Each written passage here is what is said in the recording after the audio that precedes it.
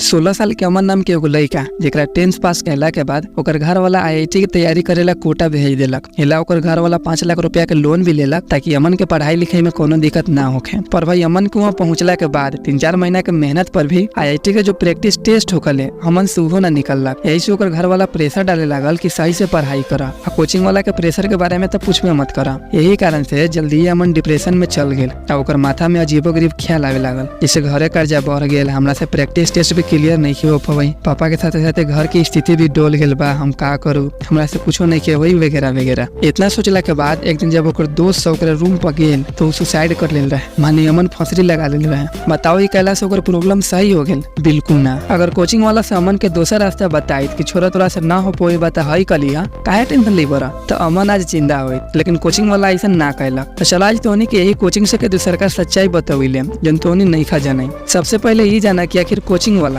जेकरा कारण लड़का से जान दे देबा, ओकर घर वाला से लोन लेके और गरीब हो जाइबा, फिर भी हमने लोग कोचिंग के इतना क्रेज काहे बा कि लड़का से तरीका बड़का ना भेल कि ओकरा कोचिंग भेज देवल जाले। एकर जवाब भाई वीडियो। चिंटू ने व्हाइट हैट जूनियर पे कोडिंग सीखा, ऐप बनाया, उसके ऐप में इन्वेस्ट करने। तोनी समझ गेल होगा कि कोचिंग वाला इतना ताम झाम के बाद भी ये ला इतना फेमस बा काहे कि लोग हमनी के बीच कंपटीशन बढ़ावले। तू ये बतावा जौन ऐड तोनी अभी देखला का लगई है उससे कितना लोग के कोनो फर्क ना पड़ल होई? जवाब बा 1%। एमे उहे हवा जिनका अपन लड़का के बारे में पता बा कि आखिर हमरा लड़का के लेवल बा कथी। बाकी 99% लड़का के मम्मी पापा कंपटीशन के चक्कर में अपन लड़का से के कोचिंग भेज देवले। आ तोनी के तो पते होई कि IAS, नीट, IIT ये सब के सपना आखिर देखावल स्टार्ट कौन करले? ये कोचिंग वाला सब। कि अगर तोर लड़का IIT कर ली तो जिंदगी सेट, नीट कर ली तो जिंदगी सेट, आ कहूँ अगर IAS बन गेल तो पूरा जिंदगी मजा में कटी। ये बात की तू ऐसे समझा, मान ले तू अपन लड़का के कोनो कोचिंग में भेजले बड़ा लाखों रुपया खर्चा करके, तो बताओ कहियो कोचिंग वाला तोरा अपन लड़का के बारे में सच बताई? कहियो ना। भले लड़का तोर वहाँ फेल करे होके, लेकिन तोरा पूछला पर यह कहे कि तोर लड़का बहुत अच्छा करेबा, अगर ऐसा ही चले रही तो तोर लड़का पक्का क्रैक कर जाये।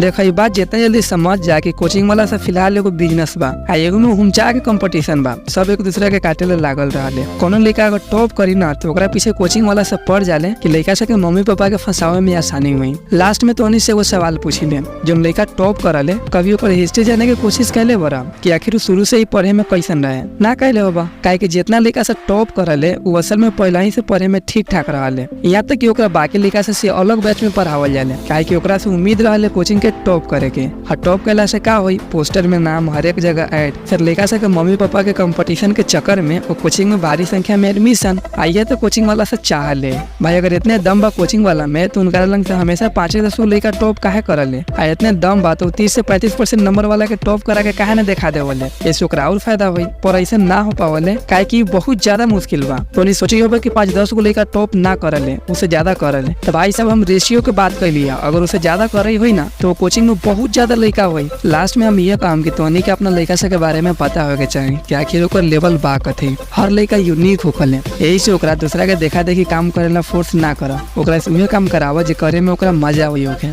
बाकी मिलले तोनी से अगला वीडियो में। जय बिहार।